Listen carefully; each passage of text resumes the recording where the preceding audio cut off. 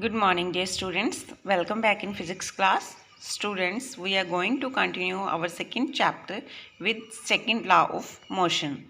In last videos, we already discussed about Newton's first law, inertia and momentum.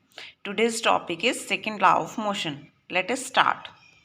Students, according to this law, the change in momentum of a body per unit time is directly proportional to the unbalanced force acting on the body, and change in momentum take place in the direction of unbalanced force on the body. That is, F is directly proportional to dp over dt. देखिए students, इस statement का मतलब क्या है?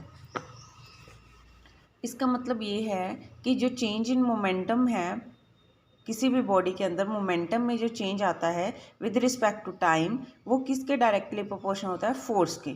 देखिए कैसे, for example देखिए, अगर कोई बॉल है, let us imagine an ball, मान लीजिए ये एक बॉल है, ठीक है, इसके ऊपर जितनी ज़्यादा फोर्स लगेगी उतनी ज़्यादा इसकी क्या होगी? वेलोसिटी होगी। लेट्स सपोज वो इनिशियली वो यू वेलोसिटी के साथ मूव कर रही थी। जब वेलोसिटी फोर्स ज़्यादा अप्लाई कर दी, मान लीजिए कोई बॉल पड़ी है और हम उसको वो हल्का सा किक करते हैं, वो थोड़ा स्लोली जाती है, ठीक है, हल्का सा किक किया। बट अगर हम उसे ज़ोर से किक करते हैं, ज़ोर से फोर्स लगाते हैं, ज़्यादा फोर्स लगाते हैं, तो क्या करती है वो बहुत ज़्यादा तेज़ भागती है, ठीक है, यानी कि उसकी स्पीड बहुत ज़्यादा फास्ट हो जाती है, उसकी वेलोसिटी इंक्रीज़ हो जाती है। मान लीजिए इनिशियल वेलोसिटी u है और फाइनल v है। मास तो कभी चेंज होता नहीं। मोमेंटम का फॉर्मूला मैंने आपको क्या बताया था? मास इंटू वेलोसिटी, यानी कि इनिशियल मोमेंटम क्या हो गया? mu, और फाइनल मोमेंटम क्या हो गया? mv, यानी कि चेंज इन मोमेंटम क्या आ गया? Final momentum minus initial momentum, यानी कि mv माइनस mu, या m हम बाहर कॉमन भी ले सकते हैं, v माइनस u, ठीक है।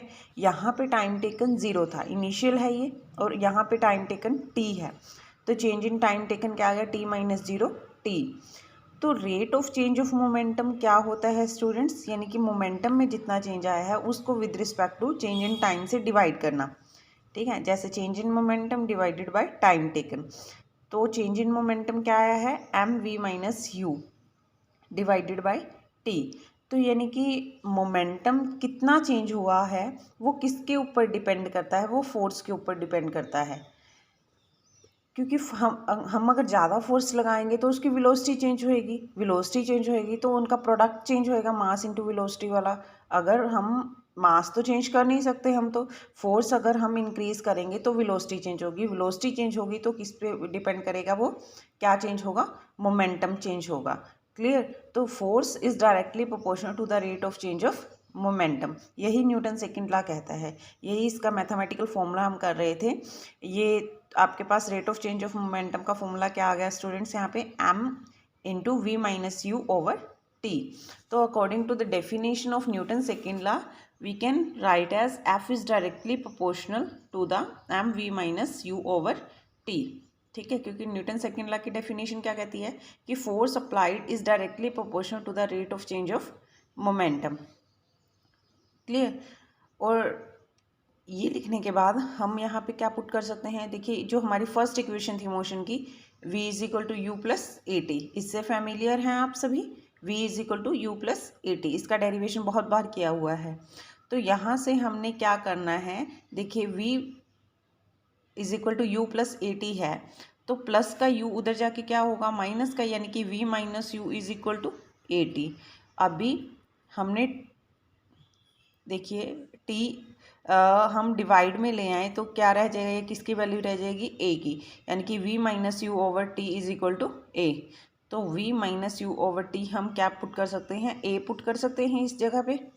तो f is directly proportional to क्या आ जाएगा? m इंटू a, ठीक है।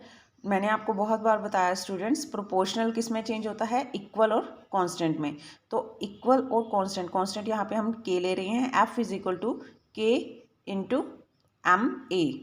Clear? Now f is equal to 1 unit, m is equal to 1 unit, a is equal to 1 unit. अगर हम इन सभी की वैल्यू 1 पुट कर दें तो k की वैल्यू क्या आएगी? 1 ही आएगी, यानी कि f is equal to M A. The force acting on a body is directly proportional to its mass and its acceleration. तो इससे क्या कंक्लूजन निकाला कि फोर्स जो है किसके डायरेक्टली प्रोपोर्शनल है, मास के एंड एक्सलरेशन के।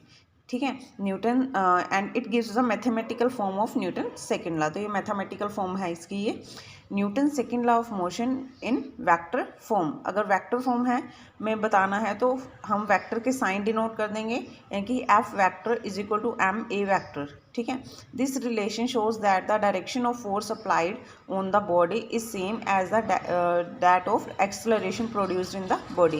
यानी कि ये क्या शो करती है कि जिस डायरेक्शन में हम फोर्स लगाएंगे उसी डायरेक्शन में हमारा ऑब्जेक्ट मूव करेगा, एक्सलरेट करेगा। ठीक है, F is equal to M A is equal.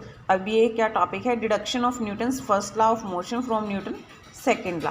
यानी कि न्यूटन फर्स्ट लॉ की डिडक्शन है, हम वेरीफाई कर सकते हैं, निकाल सकते हैं न्यूटन फर्स्ट लॉ को फ्रॉम न्यूटन सेकेंड लॉ। देखिए कैसे, F is equal to M A की वैल्यू अगेन हमने V minus U over T put कर दी।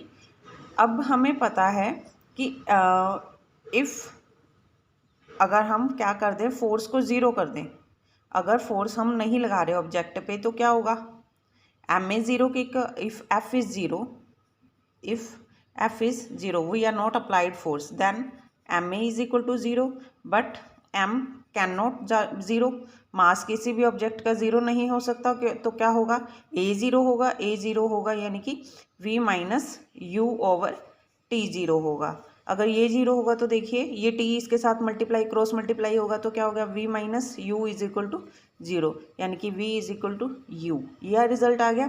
ठीक है, ये रिजल्ट आ गया। तो इससे क्या कंक्लूजन निकालते हैं कि ऑब्जेक्ट पे अगर फोर्स नहीं लगाते तो उसकी इनिशियल वेलोसिटी और फाइनल वेलोसिटी सेम रहती है। If velocity of a body is constant that is u is equal to v, यानी कि अगर हम फोर्स नहीं अप्लाई कर रहे then velocity of an object will be constant. ठीक है, तो ये इससे क्या होता है, ये न्यूटन फर्स्ट लॉ हमारे यही कहता है कि ऑब्जेक्ट जिस स्पीड से जा रहा है, कांस्टेंट स्पीड से जा रहा है, तो उस स्पीड से जाएगा अगर हम उसके ऊपर फोर्स नहीं अप्लाई करते। क्लियर स्टूडेंट्स, तो हमने न्यूटन सेकेंड लॉ रीड किया है और deduction of Newton first law from Newton second law. तो इस टॉपिक को आपने इसकी डेफिनेशन अच्छे से रीड करनी है, लर्न करनी है, और इसका जो मैथमेटिकल फॉर्मूला है उसकी भी डेरिवेशन आपने लर्न करनी है। ठीक है, अपनी नोटबुक पे आपने इसके नोट्स भी प्रिपेयर करने हैं। I think it's enough for today. Thank you, have a nice day.